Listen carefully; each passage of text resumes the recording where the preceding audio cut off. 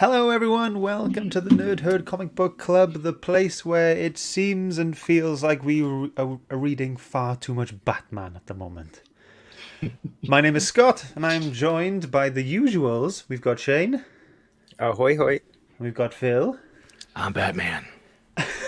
And we've got our winner for this month's Herd's Choice. It is Liam. Hello. Hello. It's absolutely fantastic to have you on the show. It has felt like forever. By that I mean you've been trying to win the Herd's Choice for so long, since the very beginning. Yeah, just a little bit. Just a little bit, and but it's fantastic to finally have you here. You've got your swag, and you've got your book choice for the day. And we today, for everyone who doesn't know and hasn't read the thumbnail or anything, today we are talking about Batman: Creature of the Night, written by Kurt Busiek, art by John Paul Leon, coloured by John Paul Leon, and lettered by Todd Klein. We've had a few books with him as well, haven't we? So that is it. It seems we've got a quiet crowd today. We've just got 2 people in the chat so far. So if there are more people in, don't be afraid to say hi. It's very fun. We've got Martin here. Evening all. Very nice to see you, Martin. Hope you're doing well. And we've got Kevin. Nice to see you too, bud. Hope you're doing all right. So with all the formalities out the way, Liam, as this was your choice, would you please be so kind as to kick us off with a synopsis? Of course, yes. Batman Creature of the Night is a 4-issue comic book story arc, first published by DC Comics in 2018. It was written by Kurt Busiek, with art by John Paul Leon, who died during the book's run.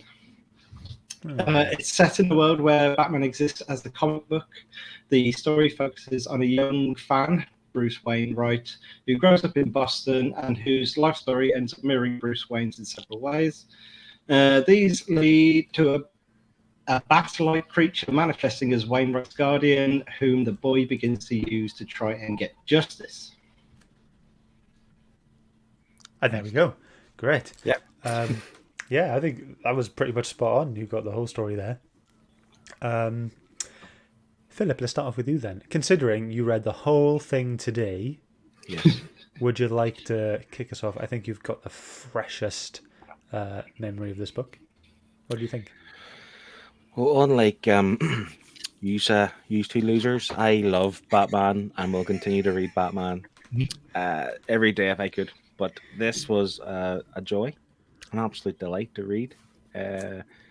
I actually thought the first issue was like really emotional. Like I was getting I wouldn't say welled up, but I was definitely feeling something in the first issue. Definitely. I'm a fan of Kurt Busiek and John Paul Leon, but the art was fabulous.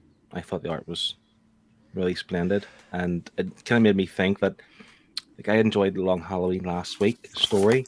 Like, if this art was just in place of last week's art, I just think I would have enjoyed that so much better. I just thought it was phenomenal. Yeah. The art. I did think it was similar to Year One in kind of like the kind of noir-esque kind of vibe. And the shadows and stuff. Oh yeah, like I've got like the mood. The mood was on point. That seems to be my word of the wave for this, for the whole Batman stuff. It's just mood. Yeah, mood. Yeah. So Lee, as this was your pick, have you read it before? Yeah, this was my second time reading it, Okay. and I preferred it this time around to the first time around. I think I didn't pick up on what they were trying to get at the first time around, whereas this time I did. So I enjoyed it a lot more. And I say a lot more. I wasn't blown away by this. So even though I'm a Batman fan, I don't think I'm going to be rating it as highly as Phil.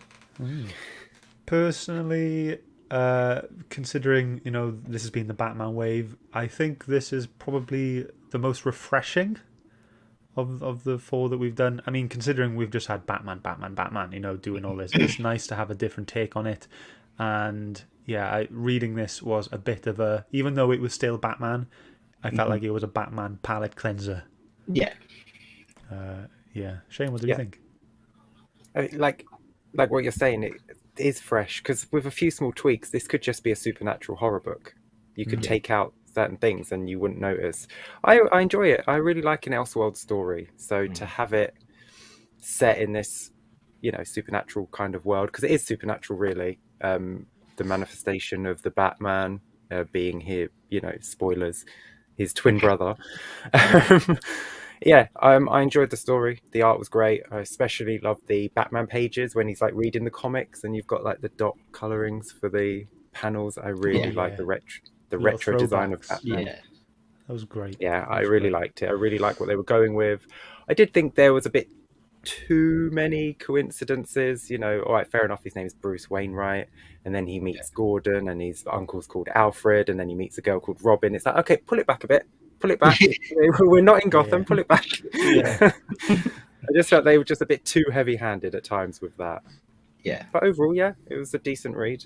See, I like that. I was just waiting for him to have a girlfriend called like Selena, or something Catwoman related. I quite enjoyed the idea that like Alfred wasn't called Alfred. His name's Alton Frederick. Yeah. So they just like Alfred. called him Alfred as a nickname, and it stuck. And the fact that he wasn't like a butler. I like that as well. Like the characters, like Gordon was a detective or a lieutenant, but like Alfred wasn't a butler or anything like that, but still worked for this rich Bruce Wainwright fella who became rich pretty much the same way as the Waynes did. I liked all that. I thought it was really cool, and it was quite refreshing, to be fair, considering what I've read. Now, I didn't actually expect. I thought this was a Batman Bruce Wayne story. So when I first started reading, I was like, okay, so where's Batman come into this? Yeah. But he didn't. That's not a real Batman story. It's a Bruce Wainwright story. Yeah, it's a Batman-ish story. Let's say hi to some other people. We got Mark here. Evening. Thank you for joining. Connie says hi. She forgot. She forgot to say hi. So, hello. You say hi. I forgot we were here. Yeah. Ooh, we want to say nice. Bess here. Hey, everyone. Connie is saying, I'm here to see if it's worth reading because I hate Bruce Wayne as a character. Well, lucky for you, he's not in it. So, yeah. And yeah, it is an Elseworld story kind of thing. So yeah, you should definitely go ahead and read it. I thought it was a kind of Batman story. There's a Batman kind of Batman story. Yeah, Batman-ish story. Yeah, I mean, I don't know what I've completely lost my train of thought now. Going back to what Shane said about it being a supernatural horror story. That's what I thought we were going to get. Like issue 1, I loved issue 1 because it was like building up to the supernatural horror story, and then issue 2 onwards, it's like, actually, we're gonna Beyond Two Souls this, and for me, that was like it kind of ruined it for me. Oh, I thought it made it better. To find out that he had this, stillborn twin brother that no one Called talks Thomas, about. Another coincidence. Yeah, there you but go. it's fine. Come on, like, it's too much. It's just a bit of fun, isn't it? But I found that heartwarming, and then I think I found the connection there even more interesting for me to read and to get into, and we'll. That'll come across when we show our favorite pages later. Yeah. But this was something that I totally didn't expect to be what it was. Like Phil said earlier, I didn't read a synopsis. I just got this book and just tucked in, and I was pleasantly surprised, to be honest, and I was happy to jump in on the ride. Martin is here. He's saying he found the first issue a little tough to get through, but it got easier the more he read. Did you guys feel the same? Only whenever it's similar to the year 1 stuff. Do you remember like the joint writing? Whenever it was Alfred. Yeah. I found that was better this time. It was better, but there were still some times I had to really focus on it as well. Yeah. I just gave up on some words. Made up your own. Didn't even do that. I really like the way they did Bruce's though, because when he was young, it was like child writing, and then it started to get more mature as he did. I thought that was a nice little touch. Yeah. What do you think of the art? But We've Lovely. slightly mentioned it. You loved it. I mean, obviously it was dark, it had the shadows, it was kind of had that crime noir feeling, and that tone to it, like the mood, as you refer to. But do you know what I like about this kind of art? So whenever they're in like the police station or they're in the shop or in the bar or whatever, the amount of stuff he puts in the background, like you don't need that many kind of bottles, you don't need that much case files on the desk, you don't need all this things in the back. We'll if you tell us it's a police station, we'll get it's a police station. But he does it anyway. And I just think I think it adds to it for some reason. I don't know if it's like it doesn't add to the atmosphere or anything. It's just like that kind of little attention to detail, even though like they're not sharp lines or something, all kind of like soft or whatever, like it's not like full detail. I just find when you put that much stuff in the background, I think it's fantastic. And it's similar to like I'm a sucker for a cityscape. And there was quite a few pages of the cityscape, but like again, he's putting details in that you don't have to put in. Like we would get it as a city if he just drew a few buildings, a few yellow dots as lights, we would get it. But he goes a bit above what he needs to get the image across. And I really adore it. I think it's great. But saying that, then there are also panels with nothing in the background. It's just white or yellow or red. So he adds more to one panel so he can take away from another. So it's kind of give and take with him.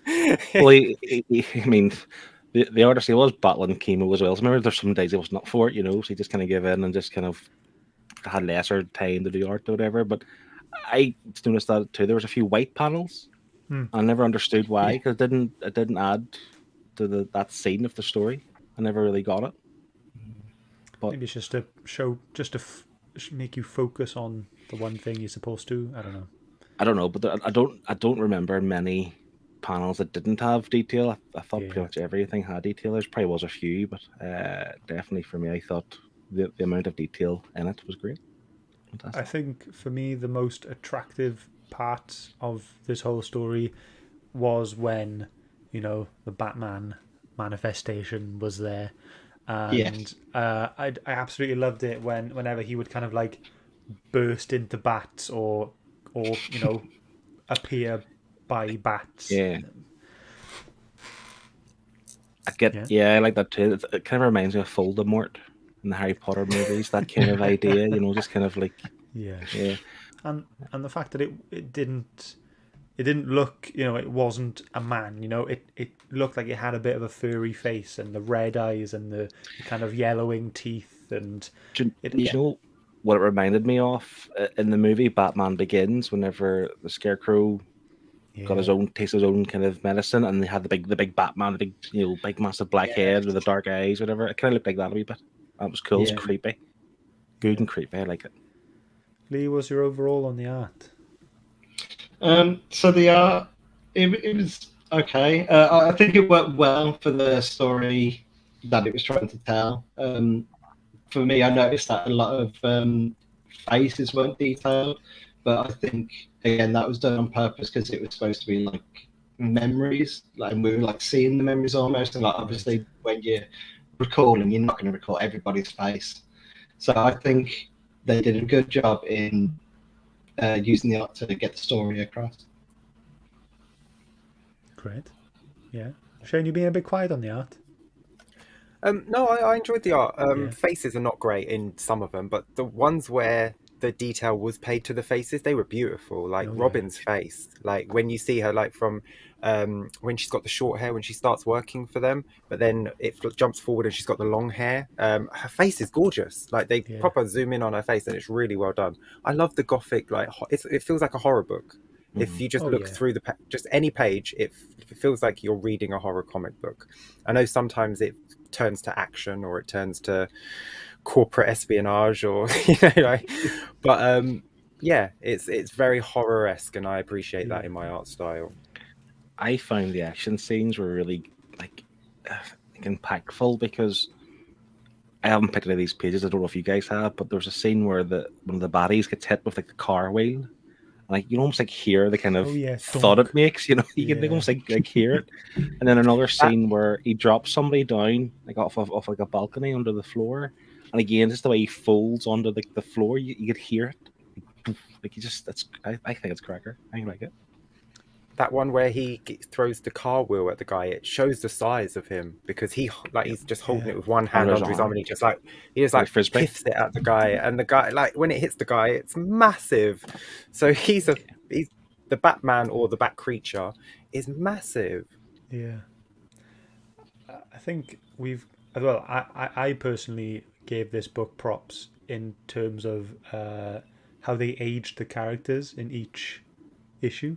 I mean, it was, a kid ages a lot faster than an adult does. So, it was cool to see that Bruce had changed so much between issue 1 and 2, and then Alfred hadn't really changed, but he did grow older a bit more in issue 3 and 4, and I thought that was really interesting, and it was good to see that kind of detail and thought that had gone into, seeing that all these characters had aged. Yeah, because they didn't have like a timeline, like 10 years later or anything like that. You just kind of knew it by the art. Obviously, the story, the part where you went to college and stuff, you weren't told for issue 3 and 4 how many years ahead it was. You just knew by looking at Alfred, for example. Yeah, you're right. Yeah. But you could also tell, like, it felt like that when he was in college, it felt like the 70s. Then when he was working, it felt like the 80s. Like, it was like you could just tell the way everything was drawn. Yeah. I didn't get that at the start. If you didn't tell me it was the 60s, I wouldn't have known it was the 60s. I mean, apart from his awesome Batman Halloween costume that says Batman across the chest and on the mask, like they used to do, which I absolutely loved that little touch. Like, he remembered, like the artist remembered what the costumes were like, because you would get a Superman costume and it would, instead of having the logo, it would just say Superman on the chest. Yeah. I thought, that's a great little touch. I think the thing that gave it away for me for issue 1, with like what kind of era we're in, was the very first page when it was like a comic cover, wasn't it, of Batman and Robin, like it looked like Adam West Batman, that kind of thing. So I was like, okay, we're in the 60s, and then that's what kind of gave it away for me. Kev thought this book was going to be a psychological story, like the Batman was another personality. Kev, were you surprised by what you read? Did you like that it wasn't what you thought, or were you disappointed by that? And Peter's in as well, even though not read this. So interested to hear your thoughts.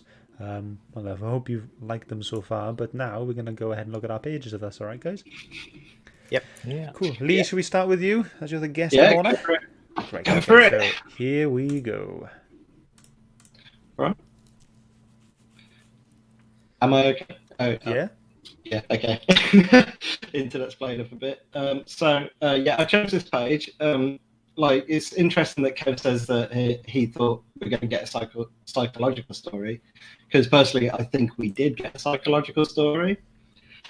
We're essentially, with each issue being a different stage of his battle with mental illness, because you've got the first issue, which is obviously the cause, and then the second issue is you can be dealing with it but hiding it. Third issue, you're starting to lose control, and then fourth and final issue is when you properly lose control and eventually overcome it. And this page is what really hammered that home, because he's got all these comic book characters, like his inner demons, looking over him and just coming at him, and he throws away his medication because he feels that other personality is his only defense against them.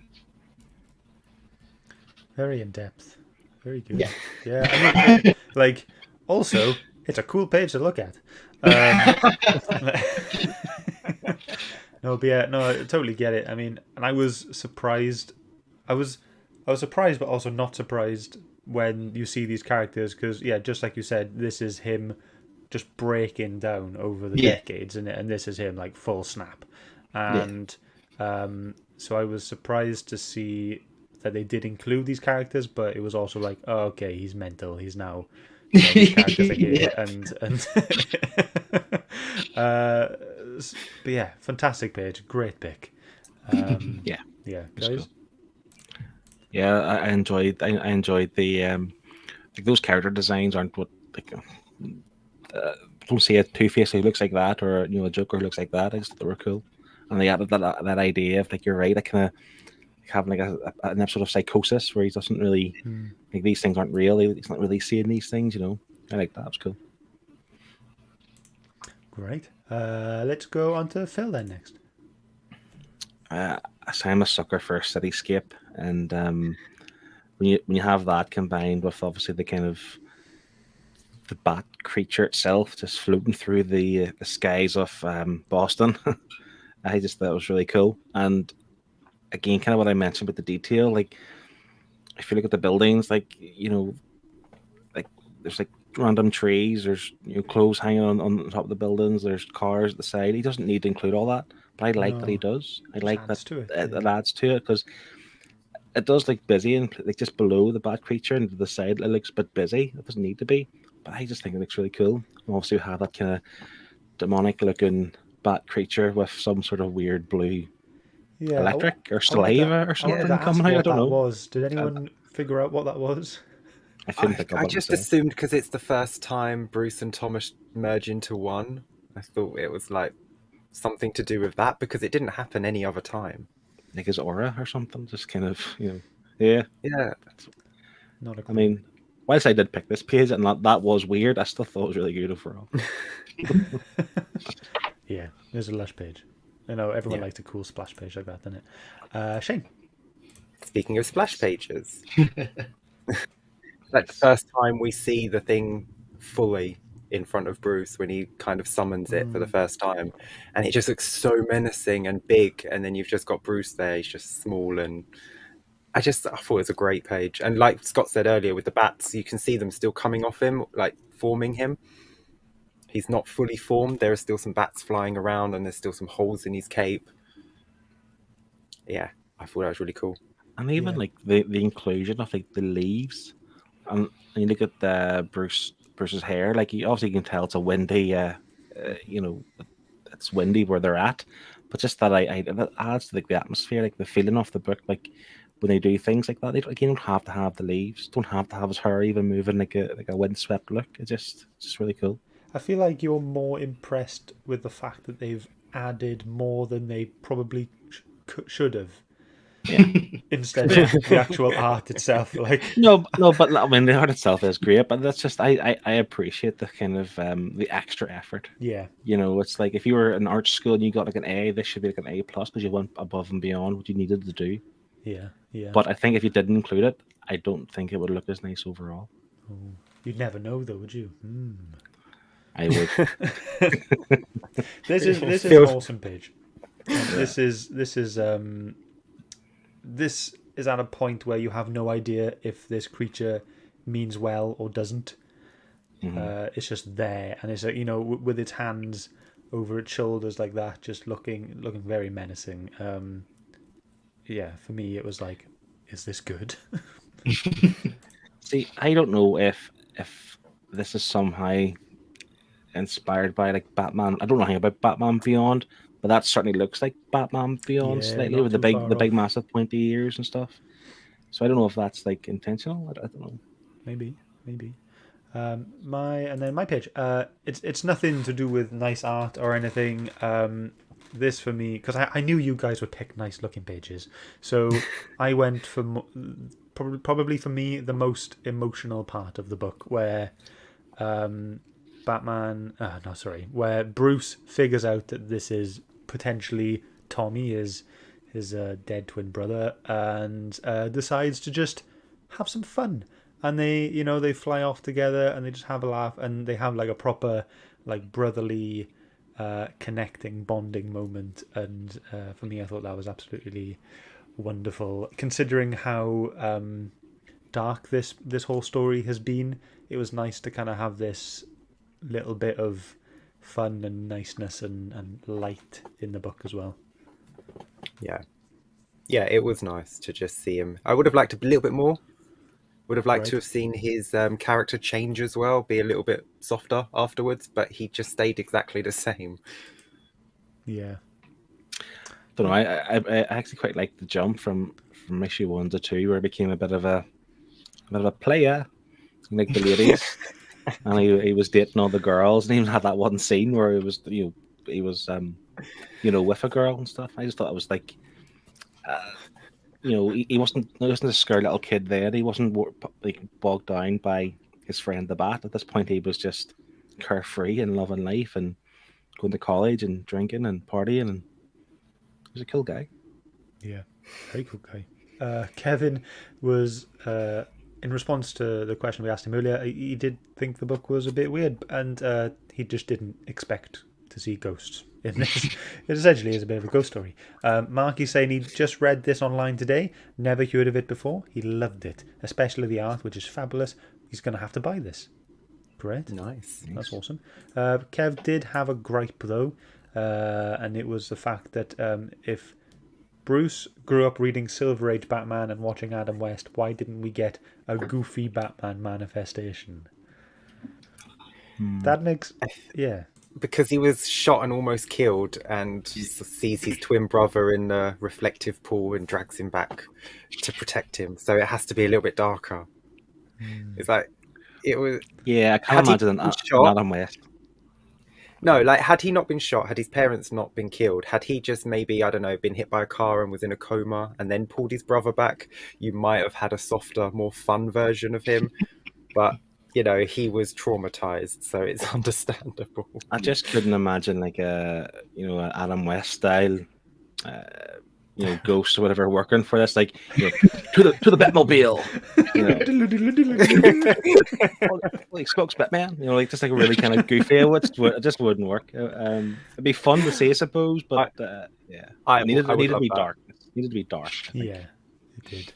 But I think Kevin's reasoning for this is, where is he getting that inspiration for this? Yeah, for this Batman. And because even the design of the Batman is like the full black suit of Batman didn't come till the 80s, like till way past when he manifested him. Yeah. He still had the grey with the blue, and so maybe he should have been more smoky coloured, like maybe a dark grey rather than a black. Yeah. I agree with Kev. He said it would have been a brilliant but a very different story. I would definitely read that. Same. All right, another Batman book? Wow. No, I mean, not this year. Okay, moving on to the story then. Lee, what were your overall thoughts of the story? Well, I think I've covered most of it. So like I say, I firmly believe that this is a mental health story, with each issue being a different stage of said mental health. There are a few gaps in like what actually happens or how it happened, if that is the case. But overall, the story was okay.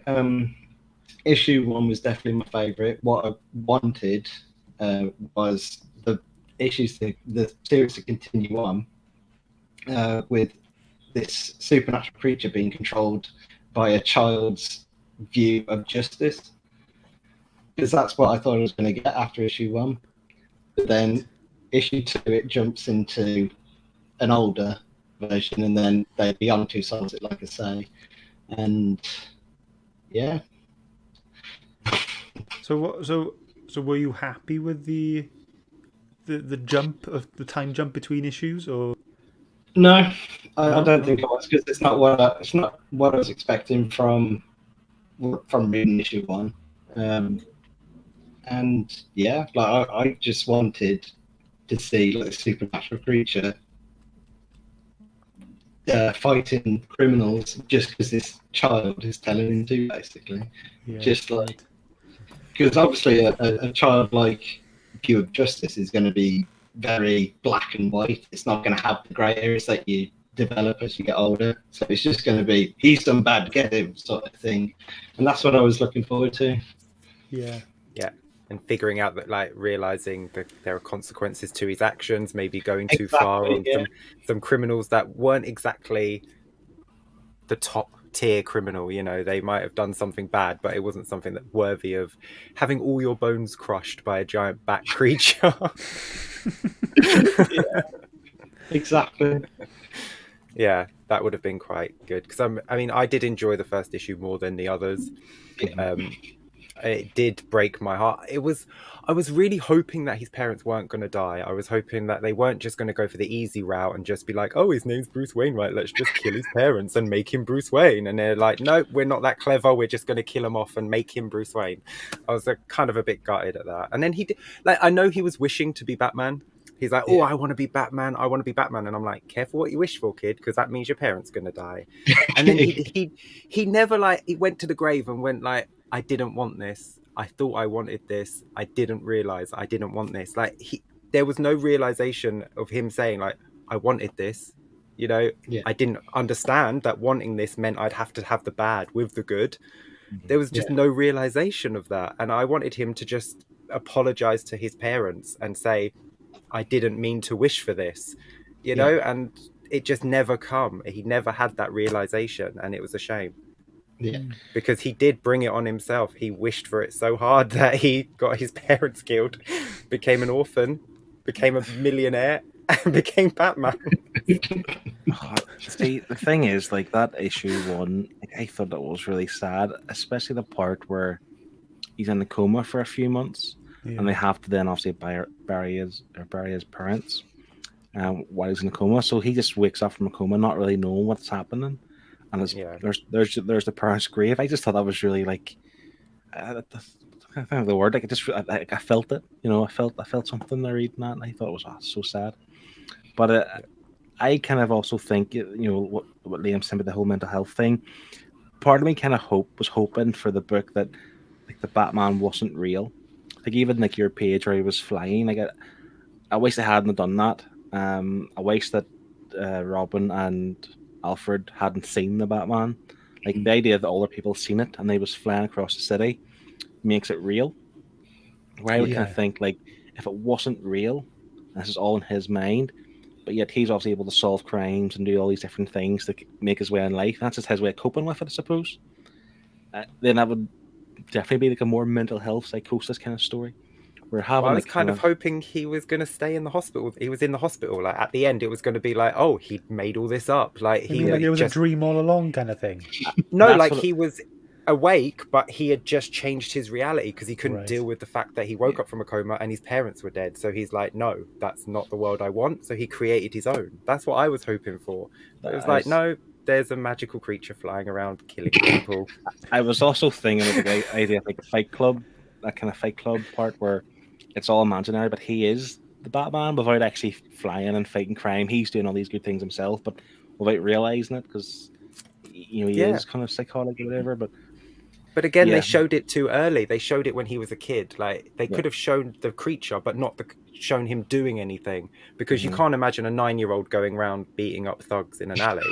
So when they showed that, you know, you knew that their creature was real. So if they had waited, like, if he just kept seeing flashes of the creature as a kid, and then when he was grown up, then the creature started to attack people in the city, then you could have been like, oh, maybe it's him doing it and he's having a mental break. That would have made more sense, especially at the end when he takes the pills and he pisses off. Yeah, there's a part as well whenever Gordon was in the police station and he's on the phone. He's on the phone to somebody and he turns around. He thinks there's somebody there, and you see in the background, you see the bat creature in the background. And I think Bruce had just phoned him or something around at the same kind of time, looking for an update or whatever it was. And, like, again, I wish that kind of just had been him there, but, like, maybe like the last issue would have all these flashbacks and I'll show Gordon in the police station with Bruce in the background and not the bat creature. So it's not kind of, but whilst you're reading along, it doesn't materialize as you think it's going to. It doesn't mean it's bad. It's just different from what I was expecting, and I feel like it might have been better if they didn't have the bat as a real creature. Yeah, I think it gives you too much opportunity to create your own path. Like, as you're reading, you're like, ooh, maybe, because it's not as clear as it should be straight away. So you're in your brain thinking of something that the book is never going to live up to, because it's not the book's fault, but no book is going to live up to what you can imagine, is it? Am I the only person that just doesn't do that? And I just read the book, and I don't really have much forward thinking in terms of, you know, this may happen. You know, sometimes I might have my theories if it was like a whodunit kind of story, like, oh, maybe it's that guy. But then if it's not that kind of story, then I'm just gonna I'm just gonna go with it and just see Aw. what they tell me. Like Bless. because I hey, stop that. Because I don't really want to think of something better. You know, like Shane has just been saying, I'll think of a better way to tell this story and then disappoint myself. So I'd much rather just have you tell me the story and I'll go, yeah, that was cool. Yeah. I know what you say, but it's not like I deliberately do it. It's a weird natural thing. It just happens. I don't know why, but I agree with you. Part of me would not want to even think about it and just accept the story for what it is. Yeah, But then I never can't myself. used to, but with Yeah. 20 years of comic book reading, you can't help but have a mind that wants to jump to a conclusion. Yeah, fair enough. Especially when you've been disappointed for so many times and so many stories, you want it to be good. Yeah. Especially when it looks this good, and then if it turns out to be when it has poor. this potential, exactly, the potential's there. That's the problem. The potential is there. You just had to just go outside the box rather than stay within the lines. You know, it's an Elseworld story. Do what you want. Just be a little bit more creative. Than he's just Bruce Wayne in the real world, but there's a flying bat creature. You could have made it great. Even at one point, I was suspecting that Alfred was the bat creature because remember he wouldn't go to his house. He wouldn't. He was quite close, wasn't he? He wouldn't let him in. But obviously, it turned out he was gay. He was trying to hide it. Obviously, it was the 70s or 80s at that point. That was a bit of a letdown. I thought he was going to have like this awesome house with like all this gadgets and stuff that he didn't want Bruce to know about. He just had loads of old men. Yeah, he just had a bunch of saggy old men.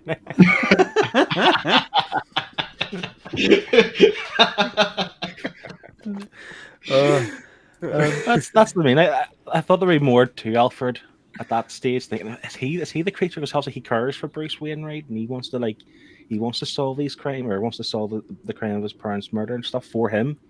But also it turned out he was just, like I say, he was just hiding the fact that he was gay. But I quite enjoyed that though. With the characters overall, even like Robin and Alfred and Gordon, they all got their fair shake in the book in terms of like development, in terms of having like their own. Like they weren't just in it for a short minute and then forgotten about. They were quite prominent throughout the entire book, and even Tommy, to be fair, he would know nothing about until that issue 3. Yeah, pretty much. I'm not talking about the bad creature, but like the idea of Tommy. He got a lot of material written there for him too, and I like that part of it. And I liked the Alfred. Was it the 80s? And he didn't want to tell people he was gay because obviously it was frowned upon then. And well, then it was the 60s. He couldn't take in Bruce, which is retroactively makes him a good person because obviously you think he's a complete and utter insert bad word here for not taking in this 9-year-old orphan. It's like, what's wrong with you? Why are you sending him away to school? That's really mean. And then you find out like 2 issues later, oh, it's because he's gay and he couldn't raise a child. It's like, but see, here's the thing as well. I get that he's gay. He could have altered his lifestyle. You know, I'm not saying don't be yourself, but I'm saying to look after your poor orphaned. Yeah. You know, 1 a week is enough, isn't it? But he could have altered his life to look after his orphaned nephew. I feel like that was really harsh, and that was still a really selfish thing on his part. This boy had no one and nothing, so I completely understand why Bruce pulled away from him. Even if he had told him, oh, you can't come stay with me because I'm gay and I have gay people in my house. Because I'd be like, can you not have them in your house? Can you go to their house while I live there? You know, what's the...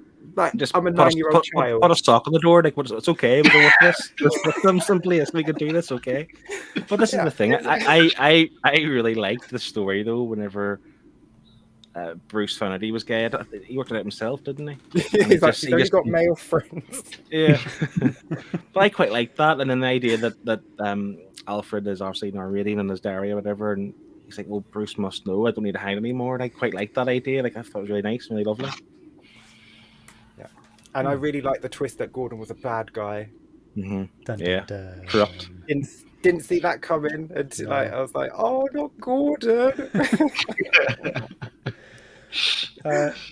Lee, Hello. going back to the fact that you weren't unhappy about the time jumps between each issue. I wouldn't say between each issue, just between 1 and 2. Oh, okay. All right. So it basically wanted me to bring up the point that this book took 2 years to bring out all 4 issues. Yes. So do you think if you read it in the kind of time that it was being released, do you think you would have been more okay with that? I'm not really sure because, like I say, my main issue was that from after reading one, I was expecting a completely different story to pan out. Yeah. But obviously, after I read two, I kind of knew the story I was going to get, which is why 2, 3, and 4 I was fine with that linear progression.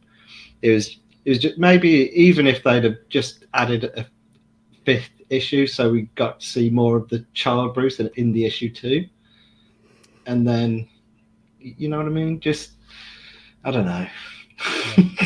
No, that's I think fine. if I was reading this in single issues, I probably would have gave up after the first.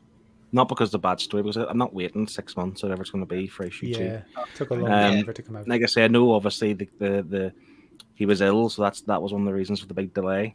And I get that, but at the same time, I wouldn't have read it in single issue. I would have waited till this thing came out in total. And if you'd have read it in singles and picked up issue 2, you'd have been like, did I miss issue 1.5? Like, what happened here? That is Does it exactly tie how in somewhere? Yeah. See, I haven't read Superman. Is it Secret Identity? Yeah. That Kurt Busiek had written, and it was like the early 2000s, and it's like a similar vein of like someone who's not quite Clark Kent, I think, but has the same kind of lifestyle of Clark Kent or something like that. Clark Kent, right? Yeah, is that right? I don't know. But this is like the natural successor to that, and apparently this was 15 years in the making.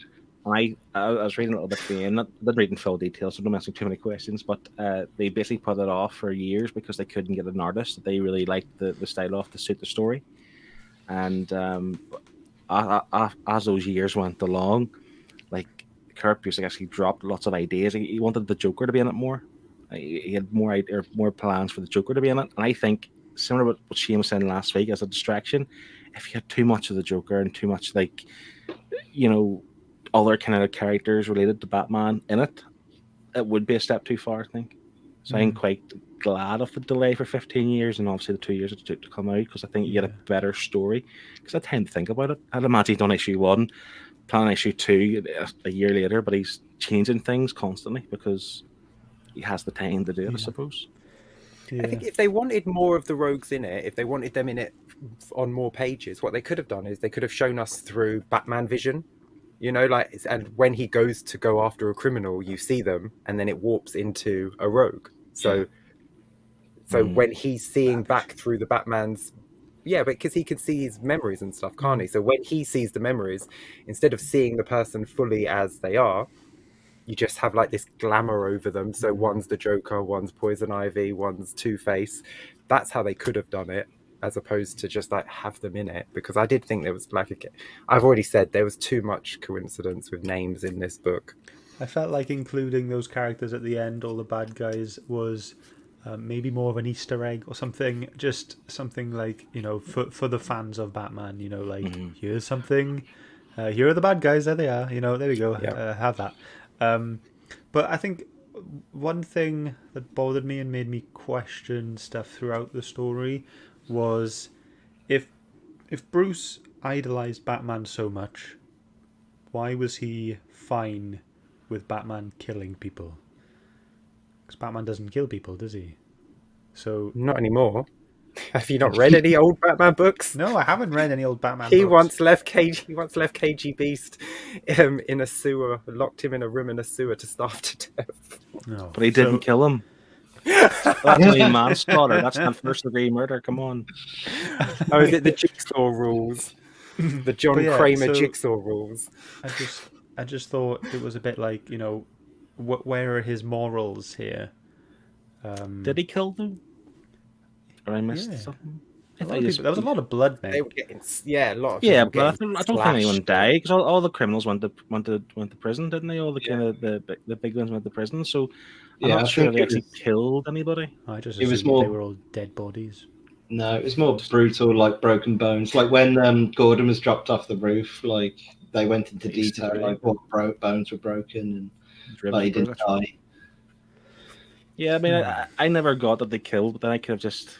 I did rush through it slightly today, so maybe I missed it, but I definitely felt like he wasn't killing people, but there was blood, which I quite enjoyed that too, because I think for a creepy story, you need a bit of blood whenever you're got these big sharp nails and you're just like, nagging at them a wee bit. So I think what I'm trying to get at is, he was more violent than Batman is. So yeah, like, why, if he idolized Batman so much, why did he think that was okay? That's what. But maybe we can link it to his mental breakdowns and his mental issues, and his incessant need to solve the crime, to fix the problem, to help the person or whatever. So, and maybe he just didn't know where the limit was. yeah. There was definitely a need, an element of like desperation to solve things, especially when it came to even like Robin and her case. He wanted that solved for her and stuff. And he maybe tried to go too far over the line to get that, as opposed to what Batman would do. I mean, he was planting evidence and everything, wasn't he? So he was going too far. Did I read as well that he was the one who, like the storm that brought the ship down, which then had to cancel this contract? That was all down to him. He's the one who made the storm. Yeah, so That's why he's a millionaire. He's Tommy did everything. Yeah. It was basically like a guardian angel kind of situation, wasn't it? Where it was just like this, Tommy was getting in the way of all these things to make Bruce's life better. See, that makes me wonder too, the whole Alfred thing, because between issue 1 and issue 2, you go back to issue 2, it refers to him growing up, and he's been away at school, he's been at college, but Alfred was one who took this company by the helm and made a lot of money, made them rich, and not famous, made them rich. So, but then would Tommy have had his hand in that? I'd assume he would, and I think he was more the kind of, he was more the reason why they made the money as opposed to Alfred. Like something he's done somewhere in the line, like he's been doing it the whole time. Yeah. So, yeah. Maybe. Don't know. Sure. Is there anything else you guys want to bring up? I did like at the end not just at the end, like he did mention it a few times, like this is not like the comics. Like he thought it would be so easy. Has he ever read a comic? It's not easy in the comics. I don't know what he's talking about. Batman does not save the city by any stretch of the imagination. He thinks he could just put a bad guy behind bars and that's going to sort the situation out. That's not how it works in the comics. So I don't know why he kept saying it's not like in the comics. It's exactly like the comics. That's how it works. Like he puts one guy behind bars, someone else takes over and they're worse. So goes back to the first guy and lets him operate from prison. It's like, that's exactly what they do in Gotham City. Everyone takes over a section of Gotham.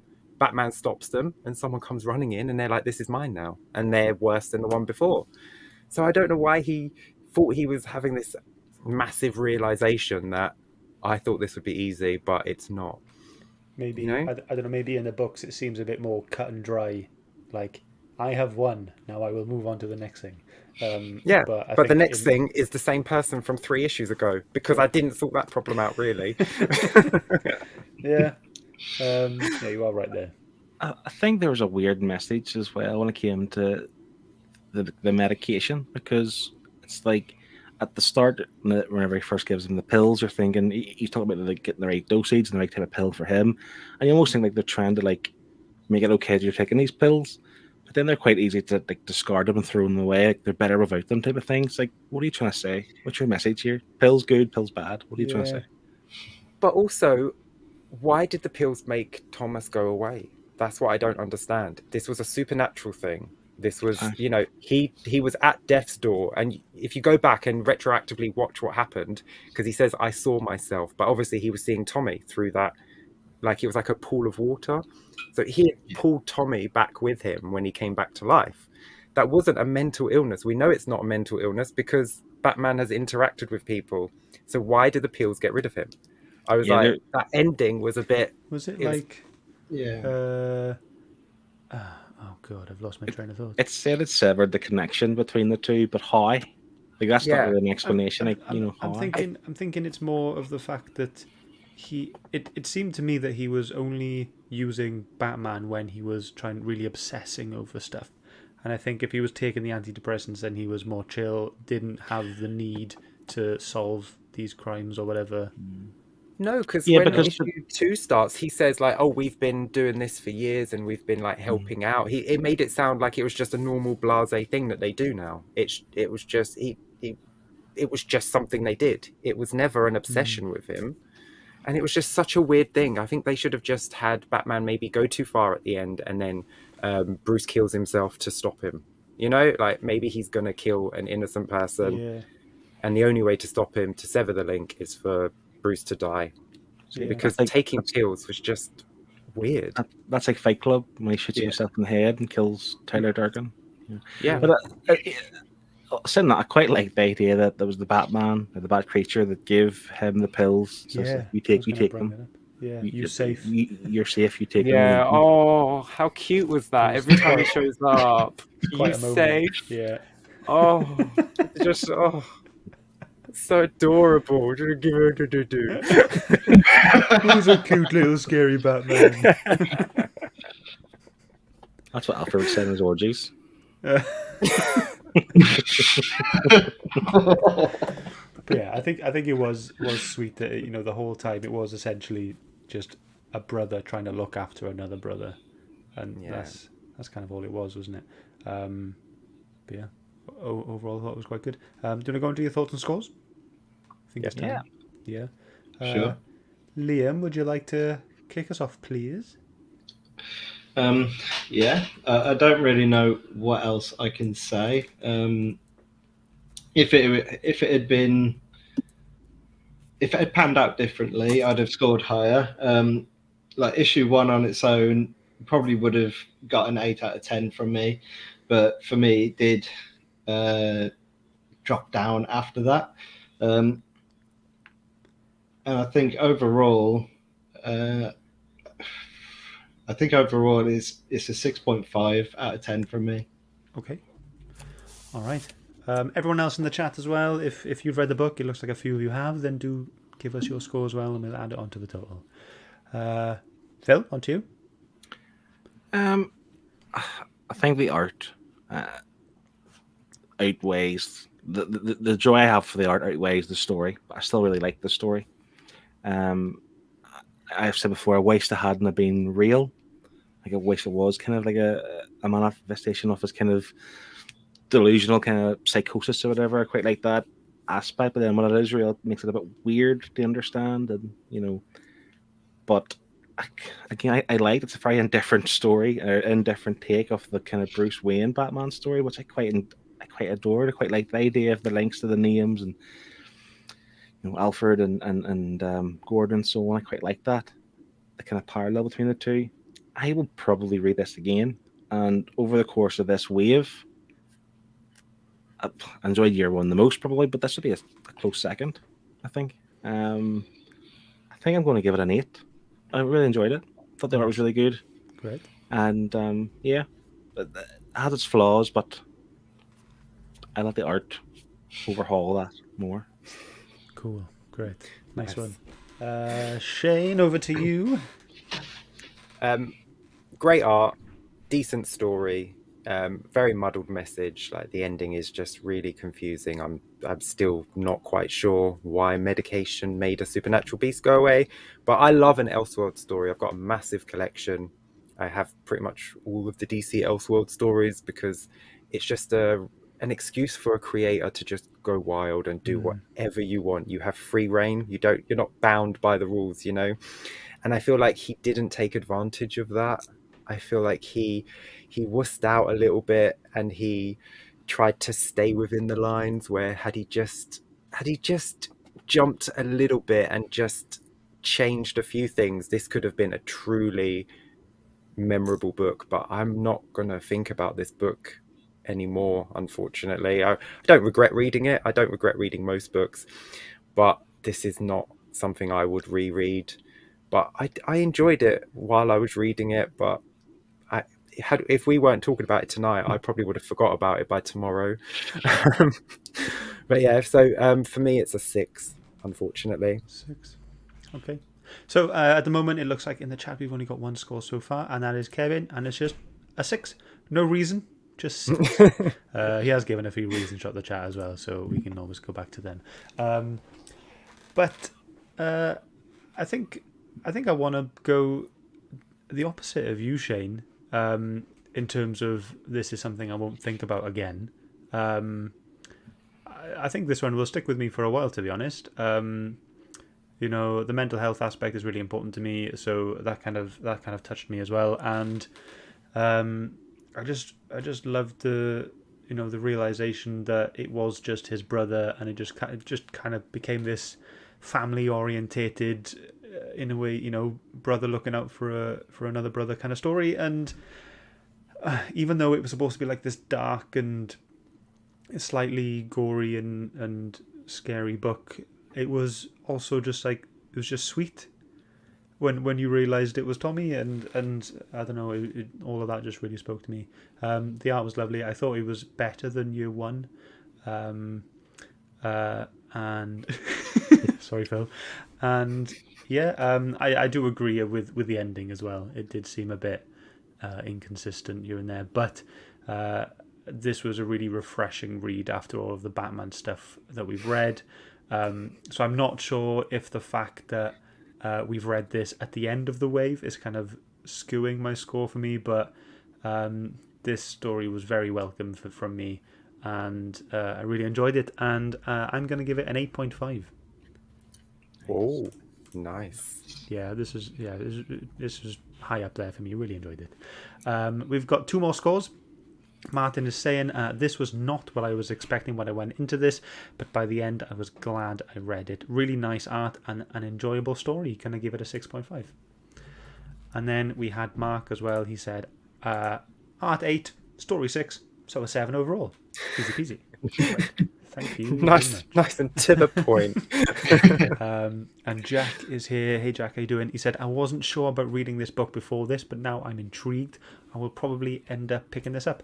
Yeah, it's only a 4-issue story, but they are 48 pages each. Yeah. So you're looking at 8 issues, kind of that kind of length. But yeah, I'd definitely give it a look, I think. So all the scores are in. So you guys, so Liam gave it a 6.5, and we had a 6 from Kev, a 6.5 from Martin, and a 7 from Mark. Overall, you guys scored that a 6.5. And then adding that onto Philip's 8, Shane's 6, and my 8.5, overall we get a grand total of 7.3. Does it make the top 10? We're now getting to the point going, ooh, does it? Let's have a look. Does it make the top 10? No, it doesn't. So that's going to be harder. We've got 3 7.7s at the end of that list there. So that means it will go on to our the rest of our leaderboard, which means it goes into 8th place, bumping Batman Battle for the Cowl down a bit. Wow. There we go. I'm all right with that. I'm okay with that score. Yeah, I think it's fair. I mean, it's. I think the idea that it's not Bruce Wayne would probably kind of defy a lot of people. Plus the fact that these have read like 16 Batman books this week. So yeah, Connie definitely wants to read it now that it's not Bruce Wayne. To read it. Yeah. That's great. So yes, Liam, thank you so much for picking this book and finally winning the Herd's Choice. It's been fantastic to have you here, and now you've got all the lovely swagger for you to go ahead and write your stuff in. If you do have any notes or further stuff in the future, it's been an absolute delight, and thank you very much. You are welcome. Thank you for having me. Great. Yeah, no problem. You're welcome back anytime, as you know. Anytime you win. You have to win. Just going to invite myself along to everyone.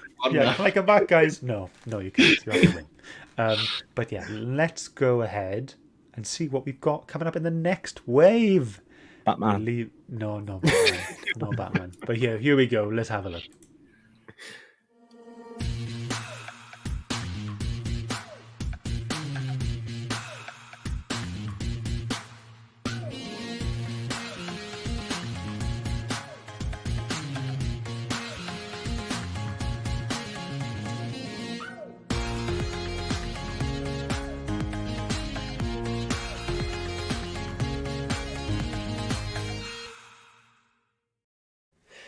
There we go. So this is Shane's pick for next week. Shane, would you like to tell everyone what we're looking at? We are going to be reading Pretty Violent from Image Comics. Great. It is I Hate Fairyland meets The Boys.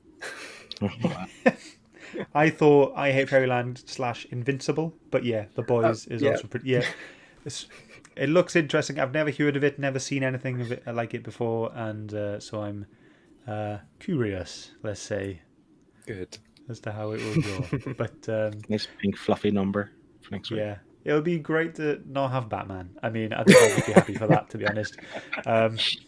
Yeah. But yes, thank you very much, everyone, for watching. It just now leaves us one more thing to do, and it is to get our waves up. Here we go. Bye, guys. Thank you for joining. See ya. Bye. Bye, everyone. Love you.